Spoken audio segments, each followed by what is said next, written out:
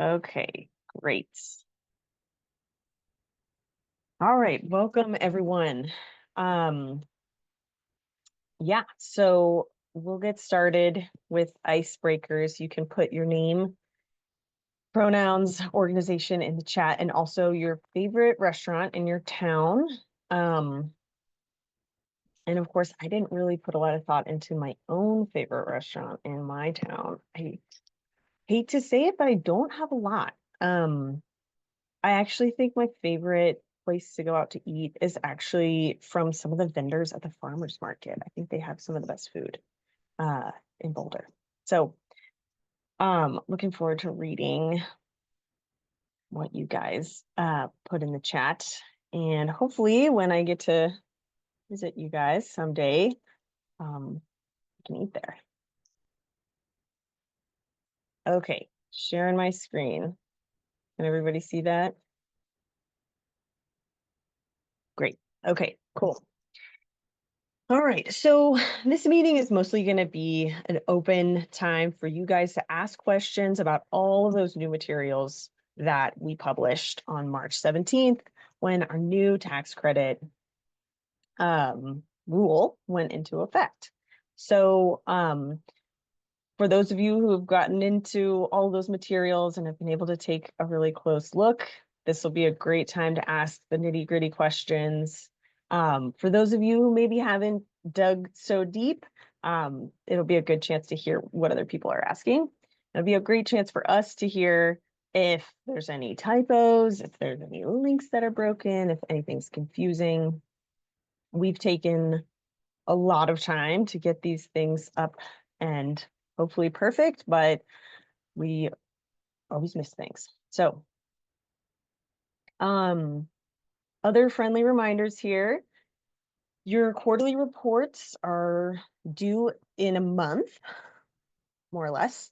But we highly encourage you to just kind of keep tracking as you go so that, the time period of January through March is sort of almost done, and you can take the month of April to kind of finesse comments, look back,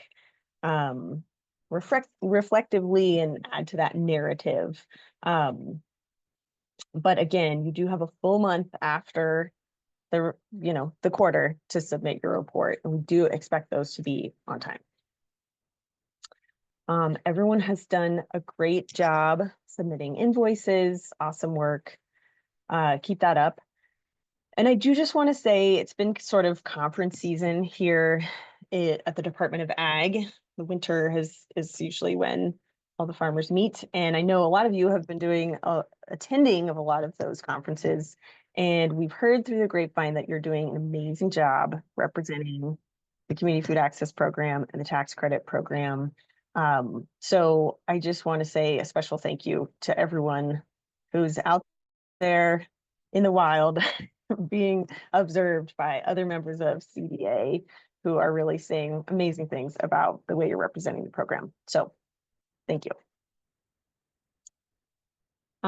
Before we launch into tax credit stuff, I do just want to say that our program team is still fully focused right now on getting grantees finished with their grant. We are only at a 36% done place. So, we have 116 grantees.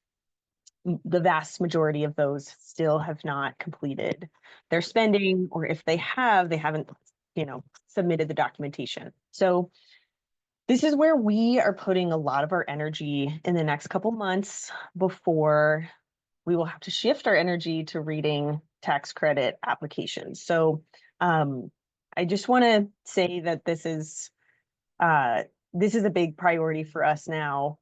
And I understand that now that the tax credit materials are open again, your priorities may shift, but we are still going to be really focused on trying to get grantees finished up. So Adonai, any comments about this or those spreadsheets that you've made for OTA providers? Sure. The spreadsheets must be updated mostly for the most part. I was just checking them right now, and I think some of them, I don't know, I didn't save them or something, but yeah, I'll be working in that because there are so many updates that we have to do. Also, thanks a lot. Like we have turned a lot of reds into greens these couple last days. So yeah, that's amazing. Thank you. But yeah, I'll put the notes in there. Contact me for more details. If you need each one of them, yeah, I'll give you everything I have. Uh, but yeah, I'll be working on those this week a lot. Yeah, thank you. Thank you, Adonai.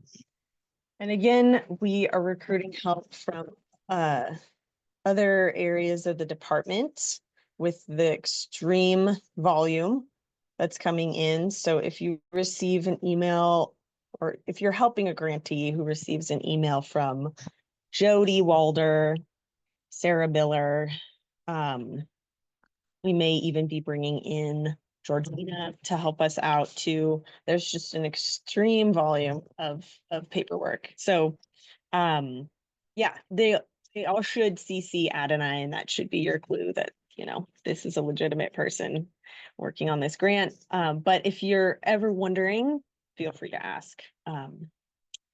Yeah, any questions about that, helping grantees?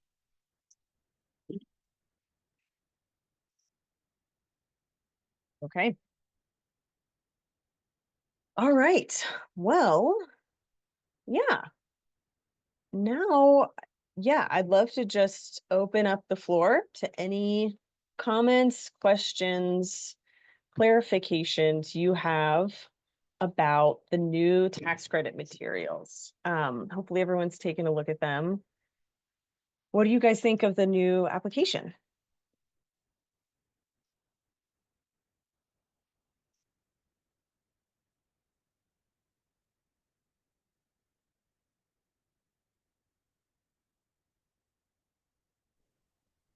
So I have not gone through the 2025 application yet, but I actually do have a question about the 2024 application. On the website, it talks about how basically not all of the tax credit funds were issued for 2024. So Mhm. folks who purchased potentially qualifying equipment are still welcome to submit applications. Mhm. Um, I just want to make sure that I'm understanding this right. Basically, if I had purchased in 2024, hadn't applied for the tax credit, or maybe had been denied potentially, um, I would basically need to file for a tax filing extension at this point so that I could apply for the 2024 tax credit, hopefully get that approved sometime before October, and then include the certificate and just file my taxes late, essentially, but with this, and I could still get credit for 2024. Exactly, Hunter. That's exactly it. So you guys can still see my screen, right? And how I'm on the, Yeah. great. Okay. So yeah, you nailed it. Okay. Down. I just wanted to make sure. Yeah. So is that clear to everyone else? So it is sort of down the page a bit because, you know, we expect that the majority of people are going to be applying for purchases made in 2025. But if you scroll down, you have a full summary of how much of the 10 million that was available was actually issued in tax credits. So as you guys can see, there's plenty of money left. So I know a number of you are working with businesses who did make a purchase and do want to access a tax credit. And it really is up to them if they want to. I mean, they will have to go through the process of filing an extension with the Department of Revenue, like Hunter laid out, but it could be worth it if they made a big purchase and they're just learning about this program now. And it is a separate application. So that button is right there. Um, and yeah, they will be reviewed on the same time periods as the 2025 application. Yeah, Hallie, go ahead. Yeah, last month you had mentioned that there's also a like protest process if someone has already submitted their taxes, and that y'all were trying to see if the Department of Revenue could provide any like guidance on how to go through that protest process? Were y'all able to get guidance on that? We asked Department of Revenue and they basically said, go, you know, basically go to this page, ask for help. So, again, I'm not super familiar with what that protest process is going to look like, but they did say, you know, they're here to help, and this is the best place to go if someone is in that situation.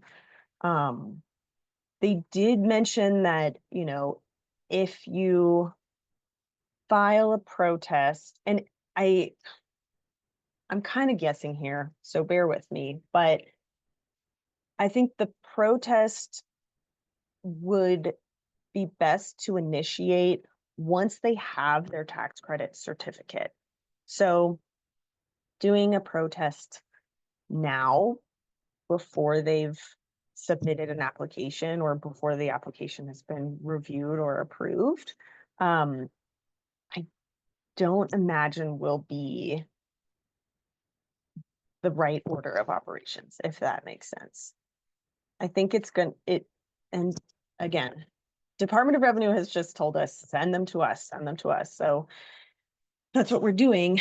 But I believe that if they file a protest saying, hey, I'm going to apply for something and I haven't gotten it yet, I don't know if that will be quite as time efficient as if they just, you know, they've already filed their taxes.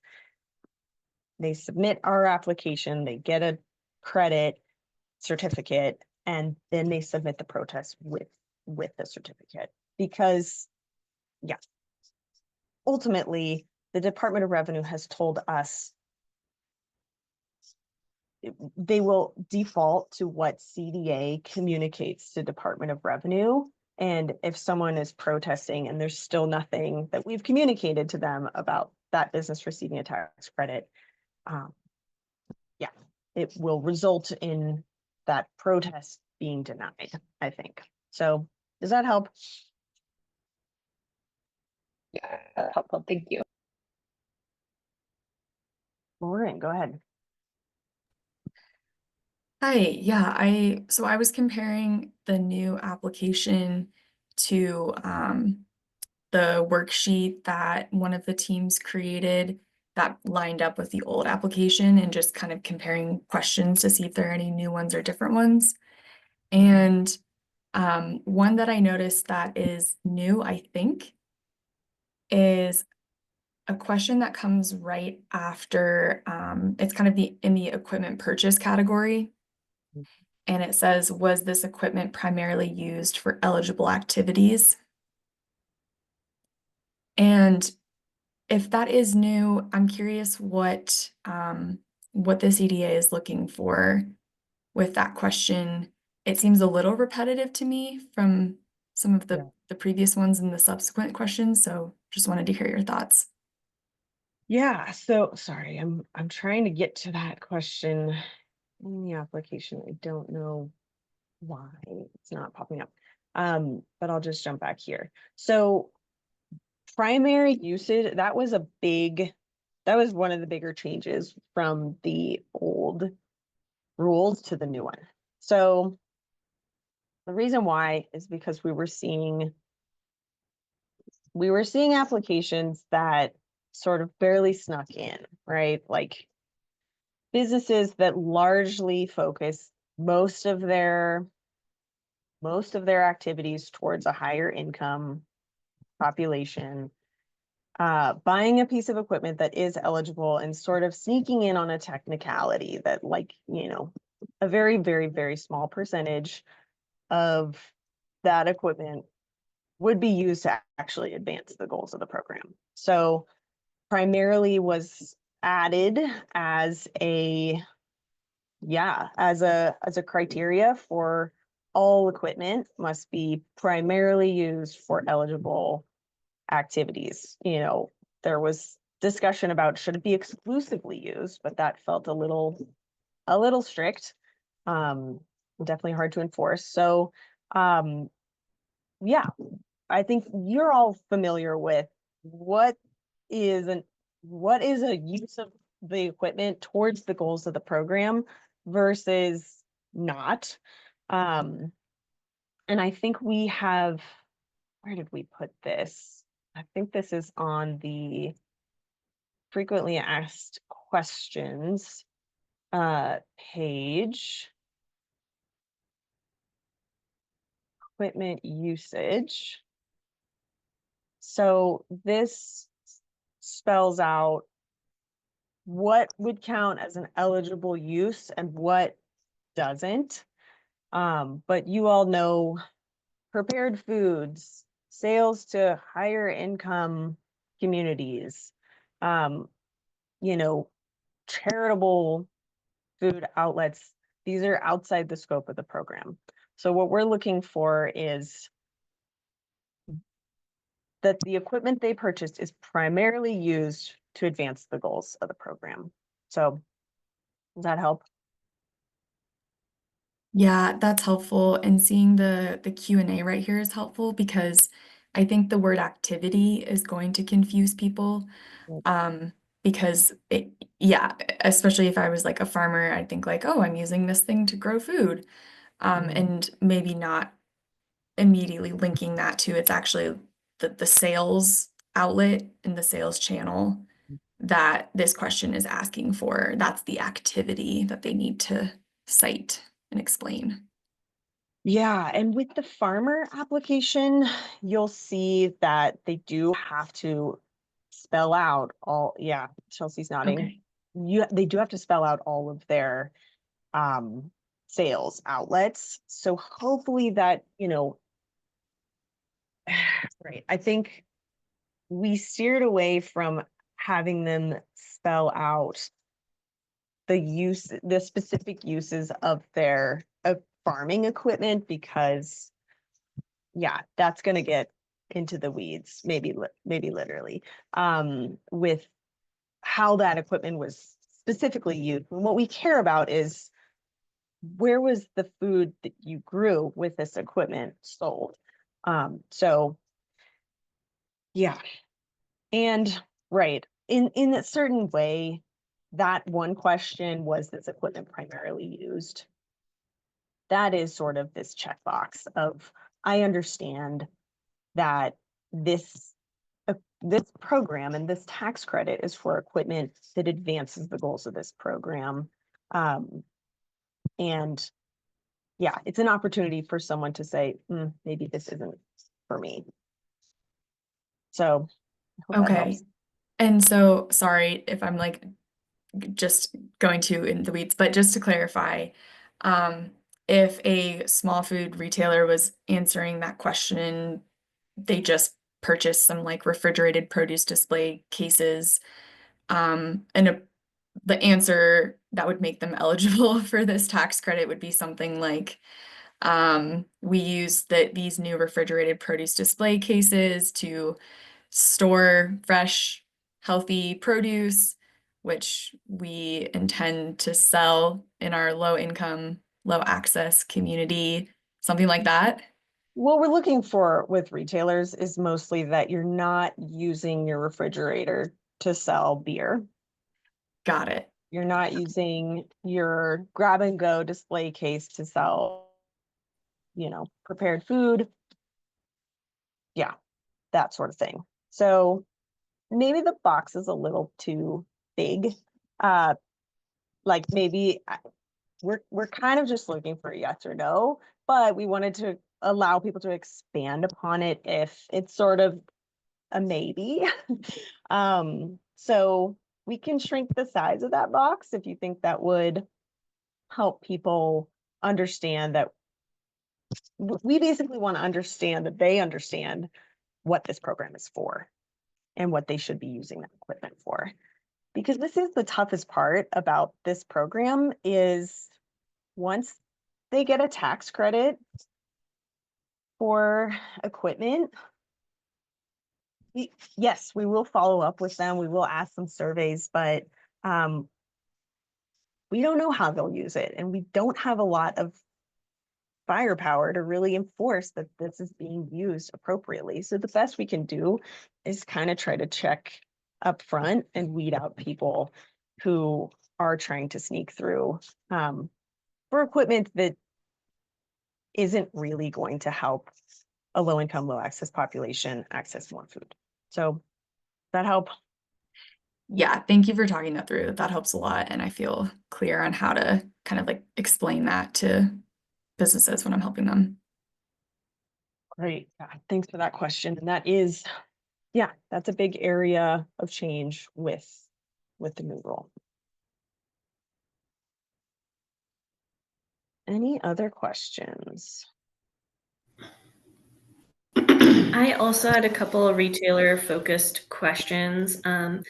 So regarding the staple foods, I didn't notice eggs under any of those. Like it wasn't in the proteins with dairy, with meat, etc. It wasn't under dairy like sometimes people put it.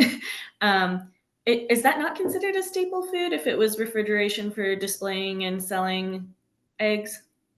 It is. So, just to back up, the staple foods, so all of this is coming from legislative language. So our state legislation for this program used staple food, the term staple foods, which was referring to a federal definition of staple foods. So that's a copy paste from federal legislation. So yeah, you're the first person to bring up the lack of- Only because I've Yeah. also been looking into like what it takes to become a certified SNAP retailer and all that, and they do the same thing. They don't, so maybe because it's from the same thing, the same, eggs yeah. nowhere. And I'm like, how are eggs not a staple food? It's just blowing my mind. They But- definitely are. I would put it under protein, but you're right. It just said like, But, yeah. okay, great. So yeah, definitely eggs are certainly staple food. And then just because I'm newer to this work this year, is there a revenue limit on the retailers as well, or just on the farms? Just on the farms. Yeah. Okay, so it's just the square footage for that one. Okay. Yeah. Square footage, Good. right. So it should Wonderful. all be here. Yeah. Yeah. Great questions. I have a, I think an unrelated question that I think I know the answer to, but it came up yesterday on a Healthy School Meals for All call that I don't think that they were asking, and like really everyone's talking about this program and that there is like these tax credits for distribution and delivery fees in the consortium. But I am under the impression that is really only geared towards retailers and not schools, right? Because some people were like, can we get the school? Like, how can we offset the cost to schools of local food? And people were, imagining this might help. And I was like, I really don't think so. Not sure, but I do not think schools are considered retailers enough that that would work. So, Yeah. So thank you, Jay. And this is something I wanted to, touch on today. And yeah, we can just jump over to discussion about the consortium. So as you guys know, our meeting is tomorrow. This is our second meeting. Really excited that a lot of you all have signed up. We will have interpretation, but unfortunately we only have it. We're going to try to spend a lot of time in breakout groups. So we're only going to be able to like continue that interpretation in one of the breakout groups, which is so frustrating. But at this time, it doesn't seem to be an issue because we don't have a ton of folks signed up who would be in different breakout groups who are registered for the meeting. So this is something we want to figure out. Technologically, Zoom is kind of limited in its ability to offer simultaneous interpretation in breakout groups. Anyway, tangent. Promise I'm getting to the answer of your question, Jay. Anyway, what we plan to do is break out into groups in the consortium based on the service area of the food hubs that are servicing retailers in the consortium. So what we talk about in those breakout groups is pretty much fair game. So Jay, all this to say, I think this could be an interesting topic for the consortium. You are right in that the only businesses who can be members of the consortium are small food retailers and farmers, and the fees only apply to the delivery to retailers. So you're right about that. But I think there's a lot of conversation about, are there places where it does make sense for a retailer to sort of combine orders with a school or a restaurant or a childcare facility or an institution of some kind to kind of make it worth the while of the food hub to come out to that region, right? So, right, while this doesn't necessarily help the school, if there's sort of a way to kind of bring a retailer and a school on the same order or coordinate in some way, the retailer would get the tax credit for that delivery fee. So maybe there's something there that we can kind of leverage this. And I'm excited about tomorrow's meeting because, yeah, it will be a breakout group with all of those food hubs there. And I think it can be a good maybe brainstorming time. And you guys are really unique players in this consortium because you're really connected with a lot of things in the food system, and you're connected with a lot of other players in the food system. So I think you all will be really valuable members of that discussion. Does that help, Jay? Yeah. People, yeah, just keep hearing about this program. And I mean, it is being talked about everywhere I go. And that's really cool to see. And there's, and of course, people from other orgs not doing this work are very like hopeful that they can squeeze something out of it, And I just said, I don't really think that this particular program can apply for this, but or like, that it is applicable for this whole thing, but that this model is so cool and that we really need to be looking at this model that you guys have created from the state to to like supplement other programs and other initiatives. In just like if delivery costs could get covered by the state from hubs to schools for large purchasing, anyway, I know that's not like where we need to go in this talk, but it's coming up and everyone's just trying to figure out, one, really how to get like local foods back into schools, because it turns out there's another budget shortfall that they just found out about. So anyhow, just wanted to check before I like really tell people, no, I don't know everything. So no, this is a really good point. And I think all of us have sort of thought, oh wow, this program's well funded.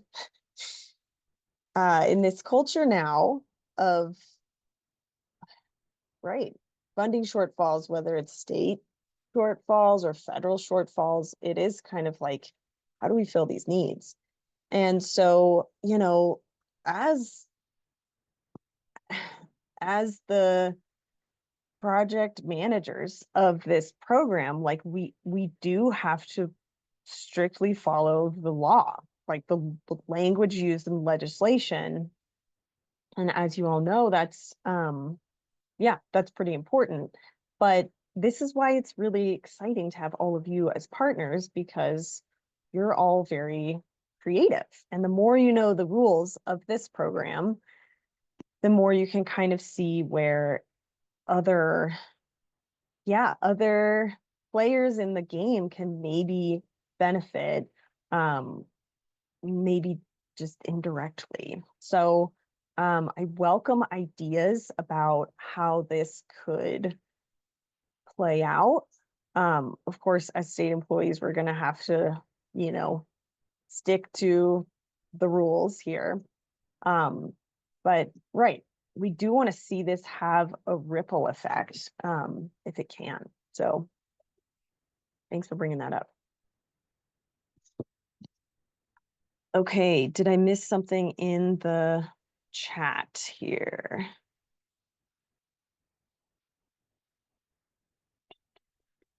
Okay, yeah, Michelle brings up a really good point.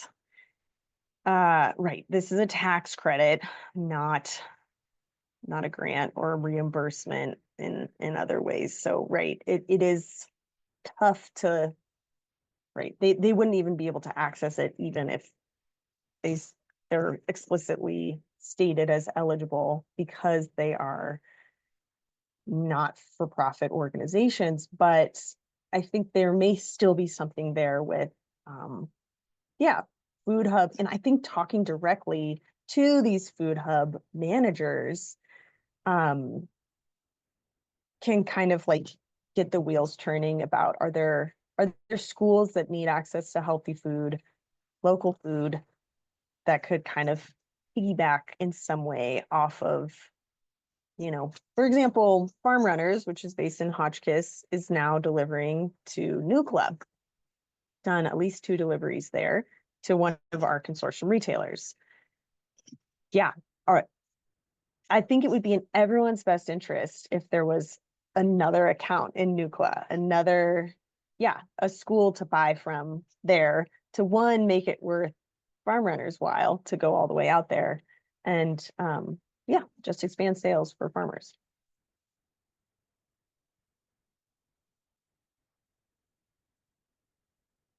Okay, Barbara has a question here. Is there food price guidelines? Like, is a store that's high priced not compatible with low income population? We don't have guidelines in that way, Barbara. As like an eligibility requirement, like what are your prices?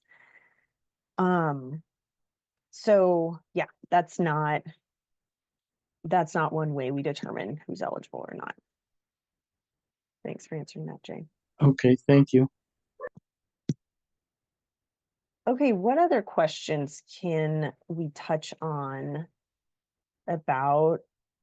I mean, another area I'd love to open the floor up for discussion about is, I know a lot of you helped tax credit recipients get a credit. Is there anything you want to talk about with helping those applicants in that process?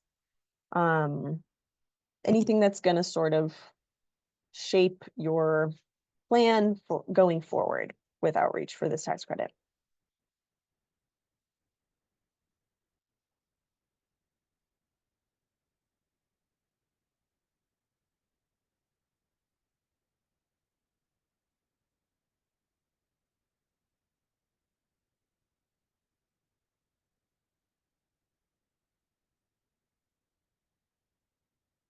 No comments. I know Lauren helped. I know Aieva helped a lot. Aieva was very busy. Brandy, I know you helped. Monique, where'd Monique go? She helped get some credits for numerous businesses.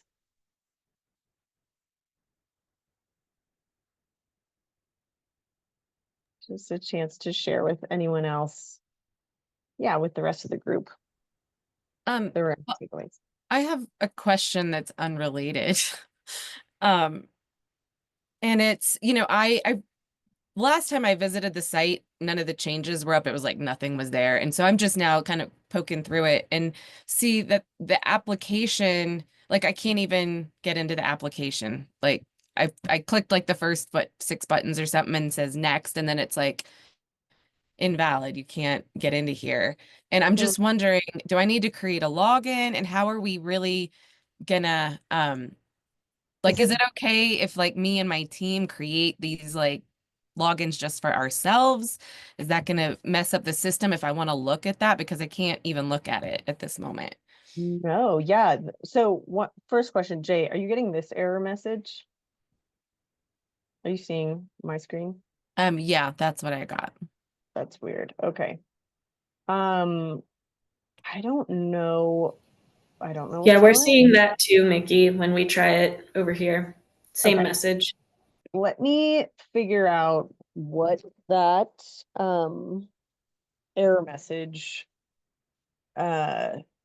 yeah, what causes that, and let's see if it gets resolved if you create a login. And yes, feel free to create logins.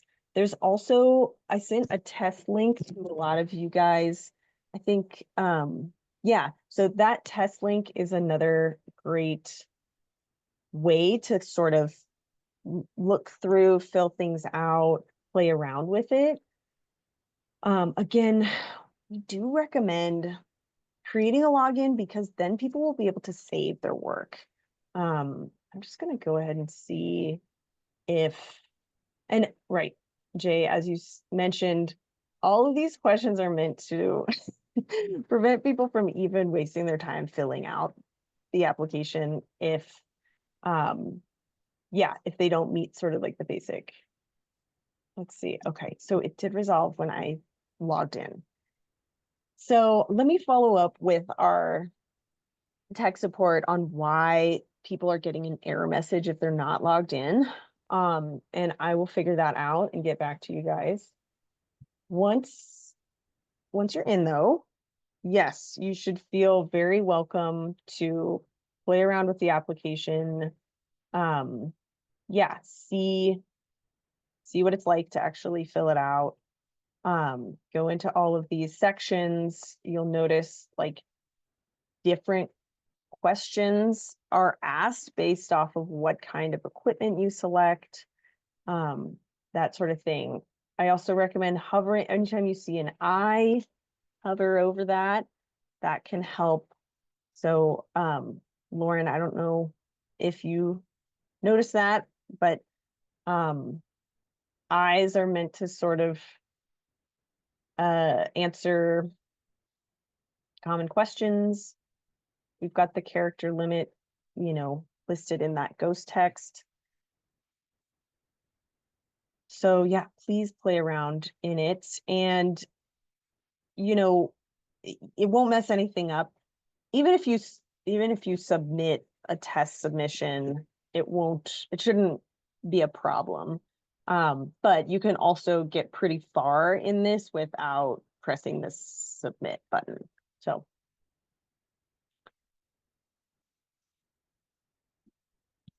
let me just jot down that error message. And so since there is this application that we can actually save and I'm assuming return back to as we go, this sort of eliminates the need for us to have those worksheets that we'd been using, sort of, other than like some people that we work with don't want to use computers and really would rather like be reading paper. And I'm just sort of wondering too, like, is this going to be easy for me to like extract these questions and have them printed out at least to like, just so I don't have to force some of these folks to log in, create this login and go through this if they're, especially if they're going to bump up against a question that is not, all of a sudden we realize, oh, you're not eligible. Yeah.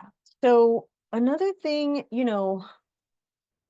I'm not sure if that this is totally clear to everyone, but it is okay for you to submit an application on behalf of someone else. That's okay.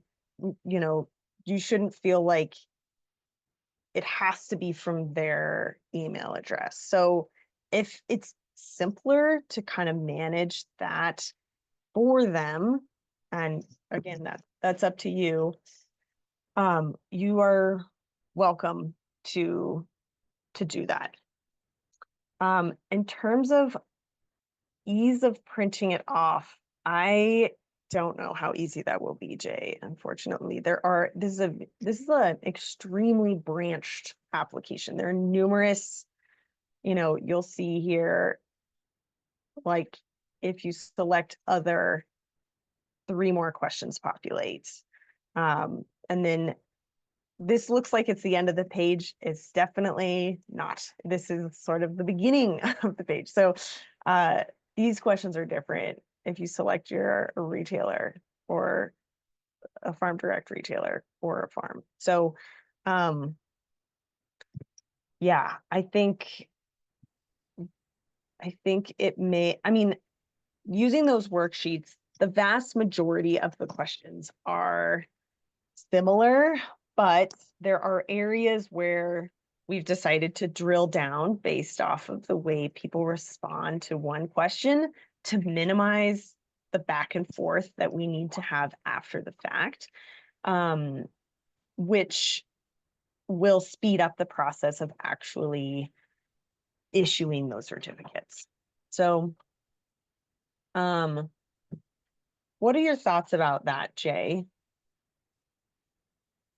I guess I just need to go through this. I just feel like this is going to be harder for me to even go through right now, given that I'm going to have to like make up a business sort of like to see what the next questions are. You could just, And then like, I also want to ask that, so it's, and I think this is right, because like one business may have multiple pieces of equipment they're applying for, but like we can submit multiple applications through our login, right? For different entities. yes, Okay. you can. Well, that's cool. Also, though, based off of your feedback, all of you guys requesting this, we did make the application so, like, if they bought a refrigerator and a new point of sale system, they don't have to submit a separate application. They can simply, after they filled all this out, they can submit another equipment request for their POS system. So they can add a lot of things in one application, and they don't have to repeat all the same story about their business and how far away from a grocery store it is, etc. So hopefully this is simpler and easier for everybody. But I do hear you that for businesses that are a little more low tech and like that printed out version, this will be harder. So yeah. I have a quick question. It says, which types of equipment is this application for? And I've got those bullets to choose from. Do the questions below that change based on those bullets, or are those always the same questions? They do change. Okay. Some are the same, but there are some, specific questions we want to know about certain equipment. So, yeah. So it feels like we really, I could like spend a lot of time going through here on a hypothetical thing, or we just will kind of figure it out as we bump into somebody who has bought a tractor, and then like, I'm just feeling like, we won't even know all the answers or the questions until we're actually walking someone through their very specific situation. And that's just that's okay. I mean, because so many things are so nuanced, there is really no way to like know across the board everything until we've just done them all. Yeah. Well, we can go through it now if you want. So cold storage, I think this is there are no extra questions. This is just the basic questions. New POS system. I think the only specific question here is which one of these, food assistance programs is it compatible with? And that's coming from the legislation. It has to be SNAP or WIC or other. So if you click none, it's going to give you this message, right? This won't prevent you from submitting it, but hopefully that gives folks, some indication that this is a legislatively mandated requirement of the POS systems. Okay, display shelving and scales and food preservation equipment. I don't think we have any extra questions for that bucket of equipment types. And do note that there are multiple types of equipment here in this category. Power generators, we just want to know what the history of power outages has been, how, what are the damages caused by the loss, because that's how we're showing that this power generator will actually result in increased access. So we kind of had to have that question in there. Okay, vehicles. This is the one with the most extra question. We want to know everything about how you're going to use this vehicle. And you guys can imagine why, right? Vehicles are very easy to use for personal use. They're very easy to use for uses that are outside of the scope of this program. So you go down. Oh yeah, we also need to know about it also needs to be a commercial vehicle or a refrigerated vehicle. So yeah, if this is a commercial vehicle, we're gonna need to see the commercial insurance policy that goes with that vehicle.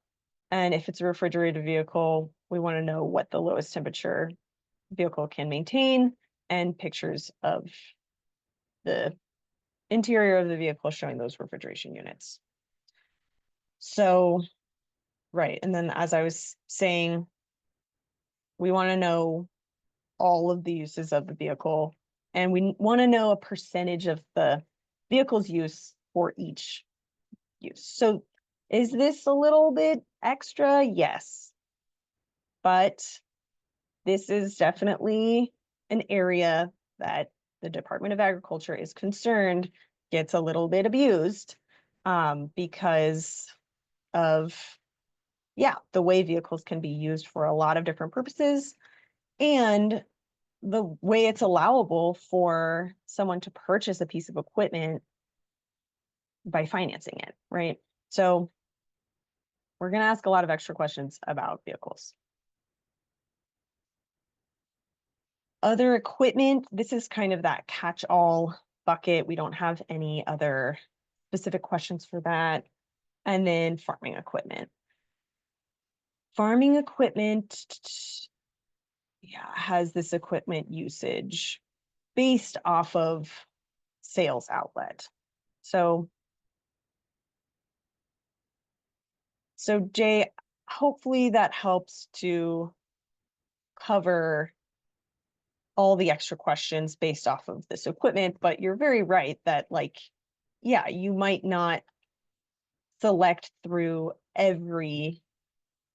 you might not see every question until you're with someone who kind of has a scenario where, they're not the owner. So you select other, but yeah, in most cases, it's sort of just a little bit of clarification.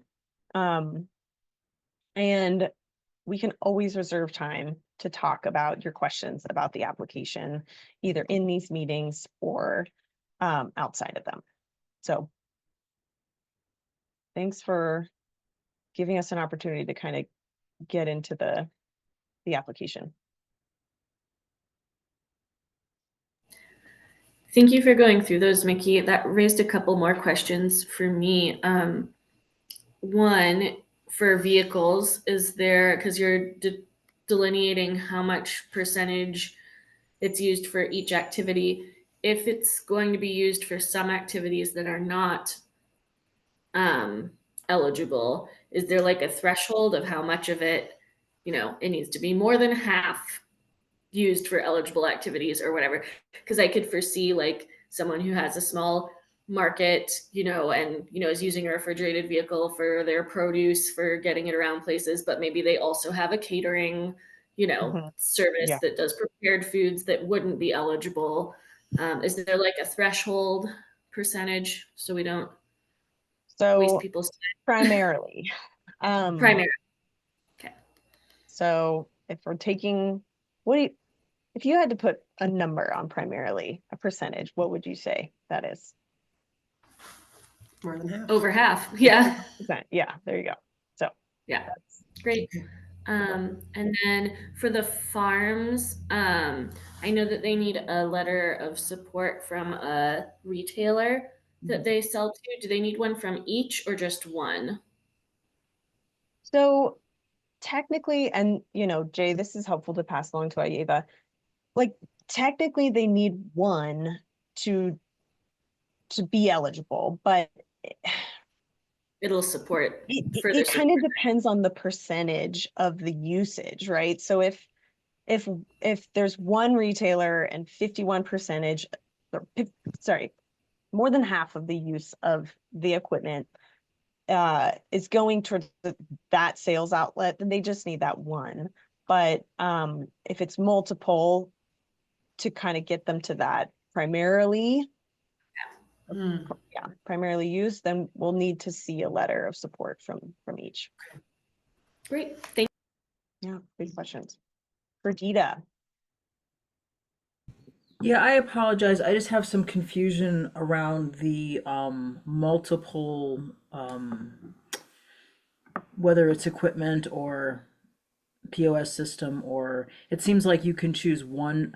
Okay, let me step back and say what I understood before was we were really encouraging people. First, when I was working with people, I was like, oh, all these things that you spent money on, and then it was made clear that it would be better for them to use, choose one thing and do an application for one thing.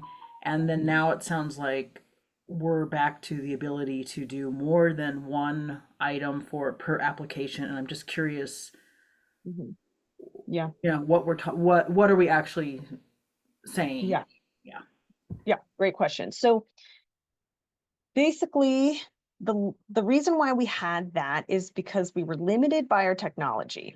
This technology allows us to, take in more than one piece of equipment in the same application. So I think that's the big thing. The other thing that's changed is the way these applications will be sorted and the order in which they will be reviewed and awarded. So they, when the application period closes, a review committee will take all the applications that come in and sort them based on a number of things, but primarily the type of equipment that is being requested. So, and that order is this order, the order in which it's listed here. So, yeah, this application, so even if someone presses submit and they've got cold storage here, and then they go down and select new equipment, submit another equipment request, and then they have a power generator here. That's great. We'll receive all that, but we will review their application, first the cold storage one, then the power generator one. So we are asking them to keep that. And you'll see when you're looking at these questions, like they do need to build a case around that specific piece of equipment and its role in expanding access. But to spare them from having to re-answer questions like, my business name, which Lila community I'm in, this will allow them to just answer that once and then have as many equipment requests in there as they like. They are welcome to submit 2 applications. They're welcome to submit an application in every review period of the year. They're welcome to submit multiple applications in every review period of the year. But this style will hopefully help them reduce the number of times they need to repeat themselves on basic information about their business. Does that help? Yes, thank you very much. Yeah. All right, folks. Let me just turn back to our meeting agenda. I definitely want to take some time to make sure we go over fraud, waste, and abuse, and also to reply to your request from last month about data privacy. So we just got this approved from all levels. This document here links to some messaging about what the state does with private data. The biggest communication piece is that we're never collecting any information about immigration status. So there's absolutely no way that we would be sharing it. But I know you guys did request this last month, so I was working on it. And hopefully this is helpful to you. It is not yet translated. It was just approved this morning. So we will get that translated. But just wanted to note that your request was heard and a document is here. It is tricky because the state government is subject to the Colorado Open Records Act. So everything that we type, everything that we record, everything that we say is subject to a CORA request. So, yeah, I think that is important to remember. But in regards to immigration, we don't even have that information. We don't ask for it. The only way we might have it is if someone voluntarily shared it in an application. So we have not seen that happen yet. So any comments or questions about that? Okay. And then just another note that remember, you all are, receiving some of this sensitive information, whether it's like someone's banking information or social security number. These are things that the businesses you're working with are sharing with you. So we do ask you guys to, take a look at your own practices and your own policies and make sure if sensitive information, whether it's immigration status or social security number, whatever it is, that you all are protected with that information, and consider a policy of maybe deleting emails that contain sensitive information on a regular basis just to protect yourselves and those businesses. So, Lauren. Yeah, and just on that note, I'm sure a lot of you on this call already know about this training, but for those who don't, the Colorado Blueprint to End Hunger has a training coming up, I believe, on April 1st for nonprofits to learn how to do those things. Safeguarding your organization in cybersecurity is one of those, and they have some concrete recommendations and platforms that they recommend to safeguard information and your organization. And I can drop the link to that training in the chat. That would be awesome. Thank you, Lauren. Yeah, that's a very relevant topic now. Okay, also a relevant topic, which, this was not on the agenda because of anything happening in federal politics. This was a simple reminder from our auditors that anyone who is a contractor of the state should be aware of fraud, waste, and abuse and actively discouraging it, and identifying it. So again, this is not coming up because of anything that happened in this group, but simply as a reminder that fraud, waste, and abuse do happen.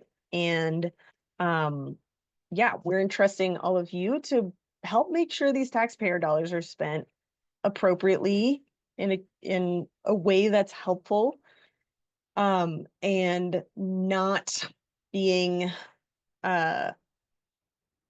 not being used in a fraudulent way, an abusive way, or a wasteful way.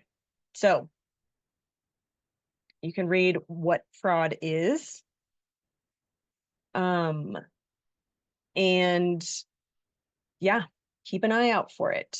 I would say if you're working with a business that has shown signs of this, I would not recommend them to the tax credit. Waste, sort of, yeah, less severe than or less blatant than fraud, but still just as bad. So buying unnecessarily expensive things, not maintaining things that they purchase. And then abuse is, right, taking advantage of your position to gain a personal advantage. So, and then again, duplication of benefits. We've talked about this. This is sort of in line, but taxpayer dollars should be used to pay for something once, not twice. So if someone has already purchased a piece of equipment with a grant or a loan that is not going to be repaid, yeah, that please do not encourage them to apply for the tax credit.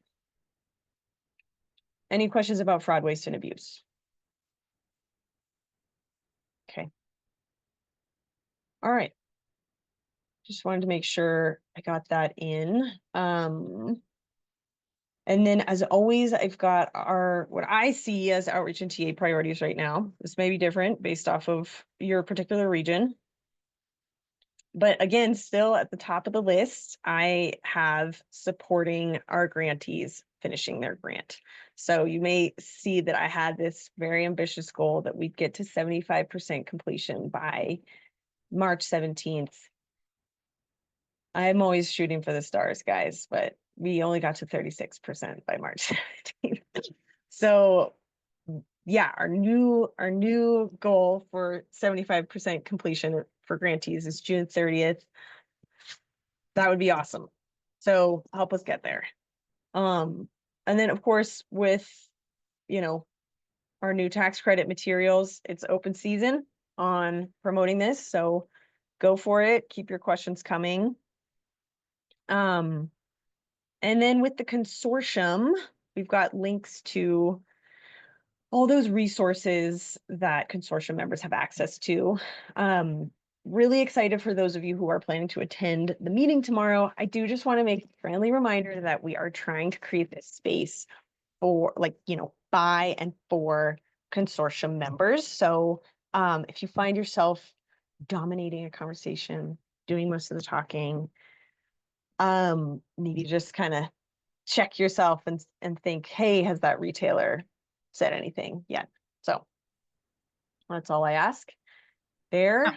I was just gonna say that I had asked you before, like, should we go? You're like, yeah, you can, but it's, not for us, and that's fine. But given that you were saying that, there's not a lot of people signed up, like now I'm like, so I've signed up to go tomorrow because I want to see who in my region is actually showing up to these, and I don't know if you are going to give us that information, like, hey, you've got these eligible businesses, but only 2 are coming to this consortium. So anyway, I'm just letting you know, like, if there's another way to find out who is attending those and who's not, but I'm just going to go tomorrow and see.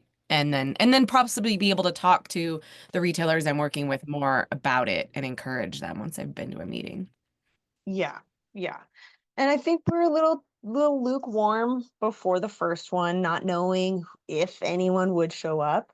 And sure enough, when registration opened in the first couple days, the vast majority of the registrants were you guys. So, you know, yeah, what we've done is like, I've sent personal emails to, you know, invite folks to come. So I think we'll have enough people for a good conversation.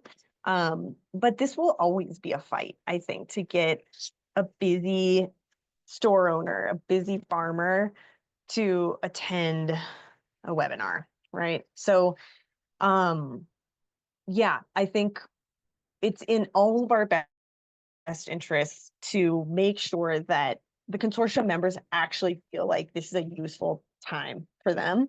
And I think one of the best ways to do that is to make sure they can express their thoughts and,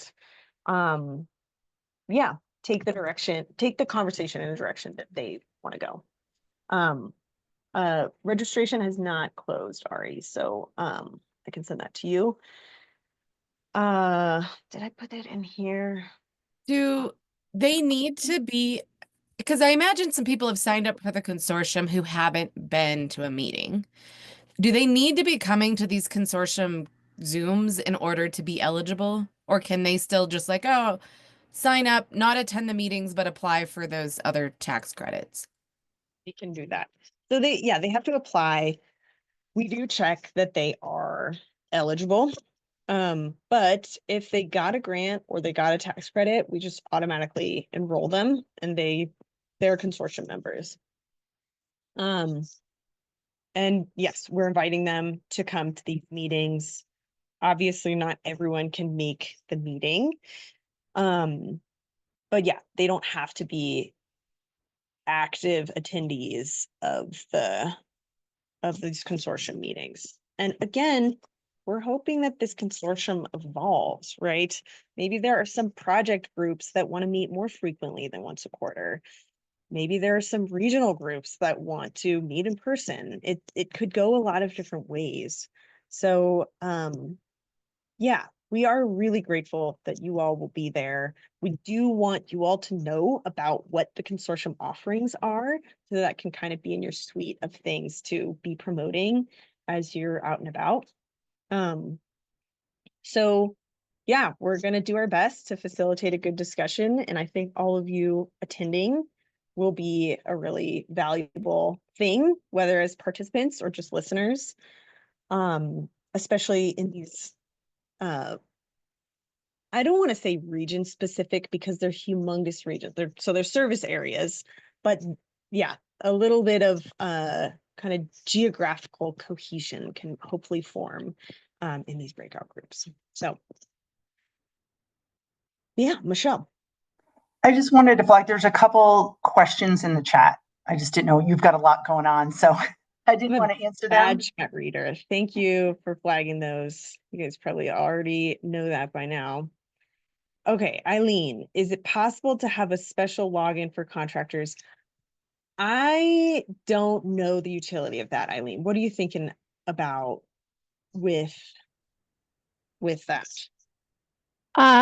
Just to make it a little more clear as to who the applicant is and that it's either through a contractor versus directly from an applicant.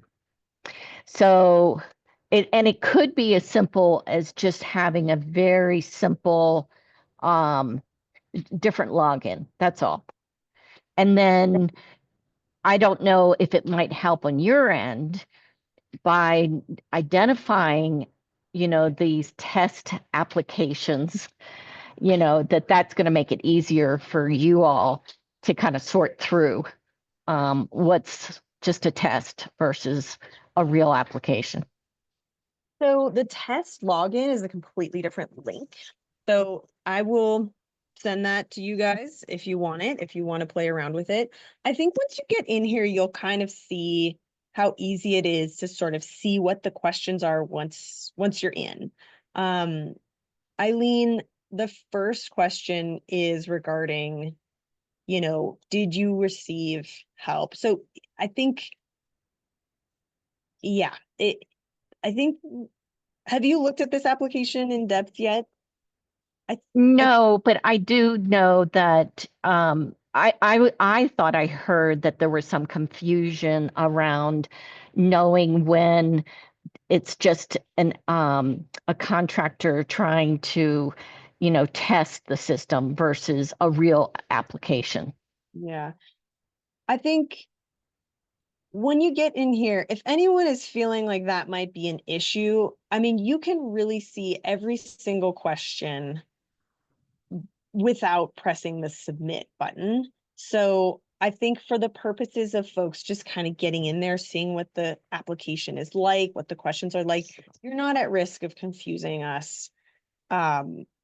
Sure, if we see something that was submitted that has sort of short answers and incomplete words, and it's from someone on this call, we'll be able to flag that and know what that is. So I do think that that's unlikely to happen unless you do press submit after going through all the questions. But if we're having confusions with this, I'm happy to explore to see if there's like a way we could mitigate that. But for now, I think everyone should just get into that application, play around with it, and see what you think. Okay, I think I answered Perdita's question. Do you ask days of the week used truck? Barbara, would you like to elaborate on that?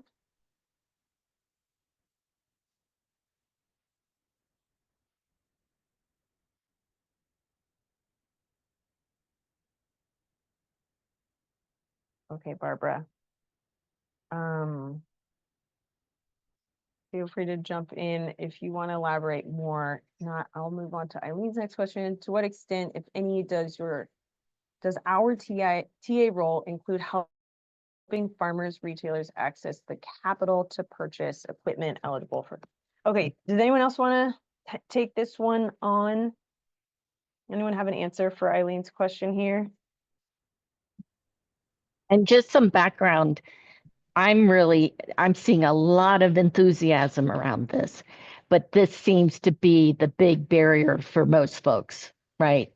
Mm-hmm. So yeah, we've talked about this in other meetings, but basically it's up to you. If you're seeing that there is time and capacity, and this might be a conversation amongst your TA group, you are more than welcome to help them find a loan. We have that shared list of lenders that I know a lot of our TA providers on this call have put in work to populate, and you're welcome to populate that list as well. So that lender sheet is in your contractor resource folder. Okay. All right, and Ari, I will send out the link to registration. Cool.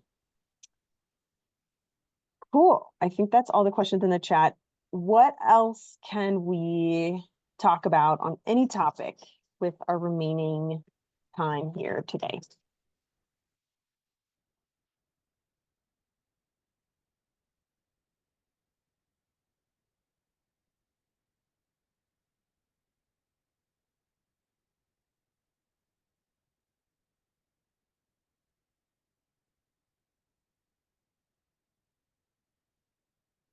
One thing I do want to bring up, we have learned sort of late in the game that, to what extent does the business need to be valid to apply for this tax credit? There's a lot of newer businesses.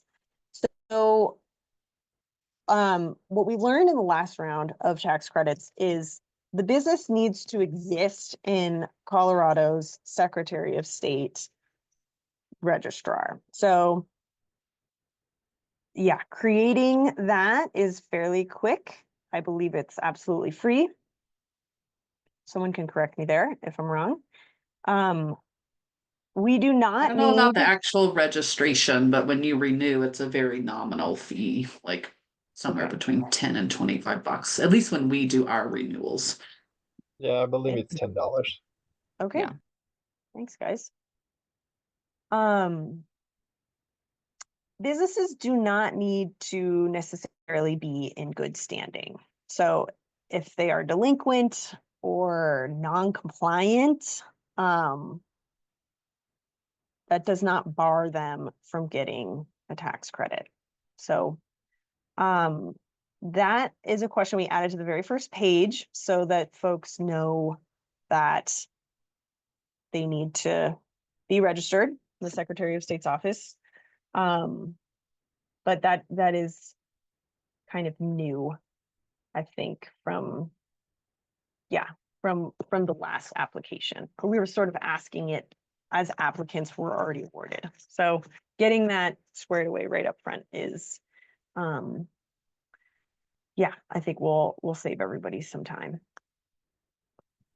Okay, and then yeah, one last thing I wanted to mention is, we have done quite a bit of work in this proof of purchase, proof of payment section. So we really hope that everything the applicant needs to know about what we're asking for with their receipts, with their invoices, what information needs to be visible can just be there in the instructions. So do take a look at all of that. You know, we don't want estimates or quotes. We need to clearly state the name of the vendor and the purchaser should be the applicant. Ideally, it's the business name, but if it's like their personal name, we will let that work. What happened? Oh, now it's asking.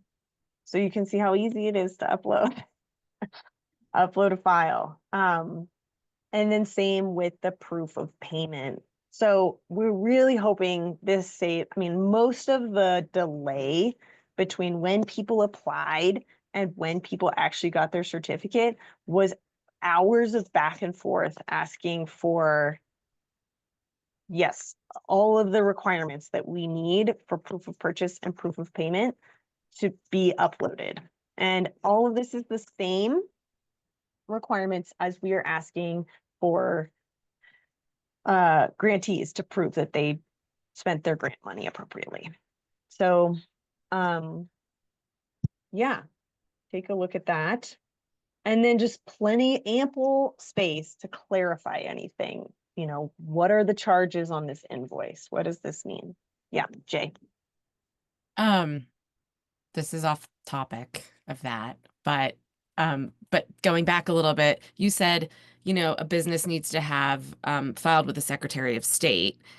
But like, so I'm curious, as I'm like talking to a coffee shop about carrying groceries, how long do they need to have been carrying those groceries to be eligible? Because I'm trying to get, you know, existing businesses where there are no groceries around to carry a few things. And I'm just wondering, you know, can it be 2 months before we submit the application for or, you know, what is there a time frame in there if they haven't traditionally been selling food? I would say so that the Secretary of State won't know that or really care about that, but we will ask for the invoices of staple foods that they carry. And as long as they can produce those, yeah, we don't care if it was yesterday. Yeah. And then go ahead. Yeah, okay. So that's great. That's really helpful. And then my other question is filling out an eligibility form before we do this. They're not carrying groceries, but we kind of want to assume that they will be in 6 months. And if they buy this equipment, the state will provide this tax credit. Will that work? Because I've been wondering, because I have a feeling the eligibility questions look a whole lot like this. Yeah, I would say, right, because they would not be eligible with the form because the eligibility request form asks for those staple food invoices. So yeah, I would say but right, we know that that's ineligible as long as they meet, as long as they are able, and this is when I would just look at the application and kind of cater what they're doing. Can they fill this out? Can they upload a retail food permit? Can, you know, would they be able to, yeah, verify their square footage? And can they upload 3 like invoices evidencing the recent purchase of 3 to sell? So yeah, again, as much as I want that eligibility request form to be useful, I don't think it would like save them time. And we know now that if the situation you're describing would be eligible. So I'm happy to just hop on a call with you to navigate anything that you think might be a little bit questionable. Well, I see that you, the eligibility request form is still on the website. Has it been updated? Or is it We- exactly the same as it was? It's the same. Okay. But we are transitioning it over to this new platform. So, yeah, and it's not, I don't think it's any simpler. They do still need to upload all those documents. They just have to upload it on box.com and it's, yeah, instead of But it. once, when you've moved the eligibility form to Box and we can go in there and fill out this eligibility form, is that also going to take the place of this application? So they're not having to answer all the same questions again. So this is a really important thing. The eligibility request form is simply that. It is not an application. So if you fill out an eligibility request form and you get a letter of eligibility, you still have to apply. That is really, really important.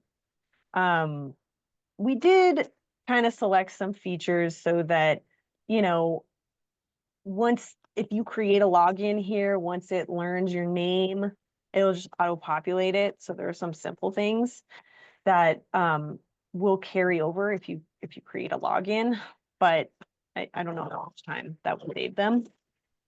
And yes, and the difference is the eligibility request form is asking about a hypothetical in the future. Like, if we buy this, would it be eligible?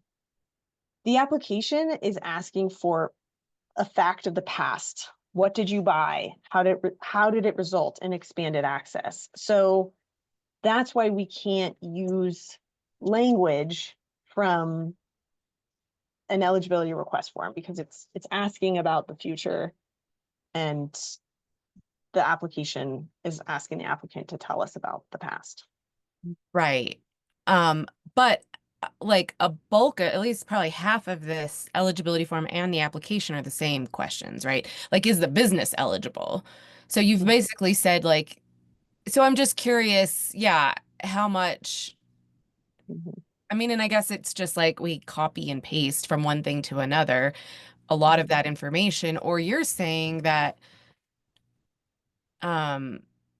if I've created a login, I can do the eligibility form and the application within the same login. Yeah, and some things will sort of auto-populate, and I'm sure you've seen that. It's like you start to type in your address and it already knows it because you already did, you know, that kind of thing. Okay. And just to clarify, Mickey, the eligibility request form, that is not mandatory, correct? If they're applying for cold storage, which we know is the top priority, and only a small fraction of the funds were granted in this past cycle, and if our person is applying for cold storage, we can probably safely assume that we could just do the application and skip the eligibility form. Yeah, exactly. Okay. Yeah, I mean, I only recommend that eligibility request form if you're not quite sure if your business is eligible, or you've read every word of this equipment and the equipment you want to buy is not in this category. I mean, we have this. So, right, if it kind of falls into this other bucket and they want a lot more certainty before they buy, then I would recommend it, but it's not a time saving thing.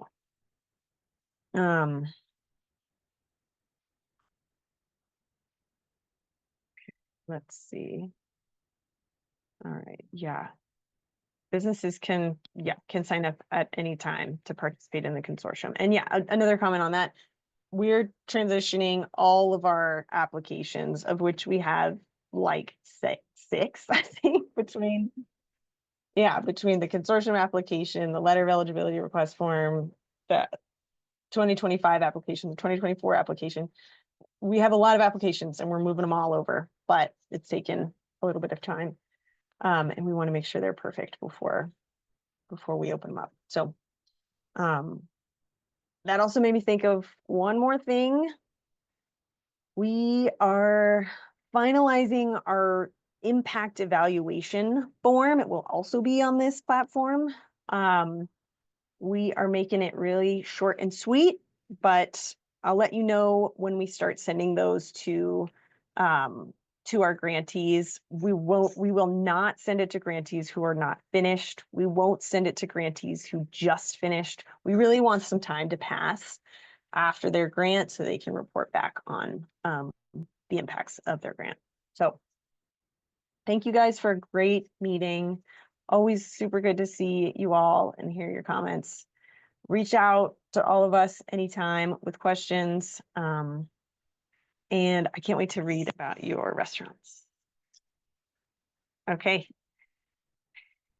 Bye-bye. Thanks. Thanks, Bye. Thanks, everyone. Thanks all. Yes, gracias, Diego. Thank you. Hey, Mickey and Adonai, if you guys have a quick second, I had a quick question for you too. Yeah, sure. Thanks.